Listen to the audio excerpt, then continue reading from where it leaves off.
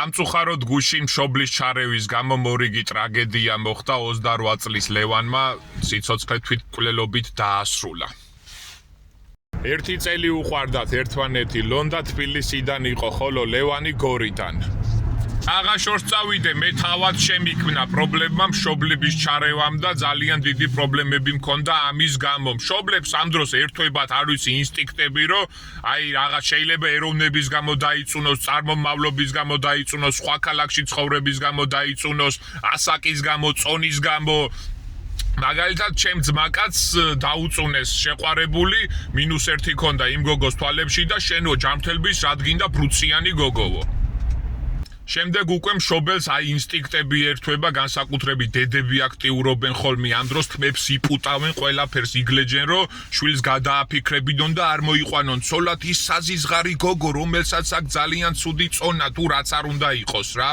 ყველანაირად უგრძალავენ და სავარაუდოდ ასე მოხდა ლევანის შემთხვევაშიც ვეღარ გაუძლო. არ ვიცი რა მოხდა, ღმერთმა ნათელი და სანთელი დაუმკვიდროს, ხსოვნა იყოს. უბრალოდ მინდა მშობლებო მოგმართოთ, რომ არ ჩაერიოთ ესე ძალიან, არ ჩაერიოთ, აცადოთ შვილებს, აცადოთ ბავშვებს ცხოვრება, ბედნიერება და მაქსიმალურად რჩევის დონეზე ურჩიოთ, რომ აი შვილო, თუ შეგიძლია რომ თავი ან რაღაც აუხსნათ. ის კი არა, თავი დაანებე.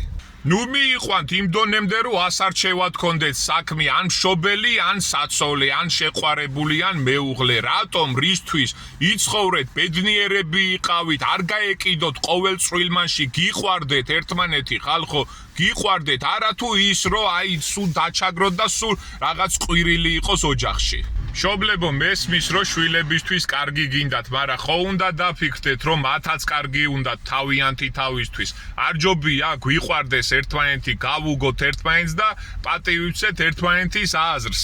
ძალიან ბევრი ოჯახი ინგრევა მშობლების გამო და ძალიან გთხოვთ, რომ ძალიან არ ჩაერიოთ, ეცადეთ, დაამშვიდეთ, ურთიერთობა შექმნით, გიყვარდეთ და პატივი ეცით.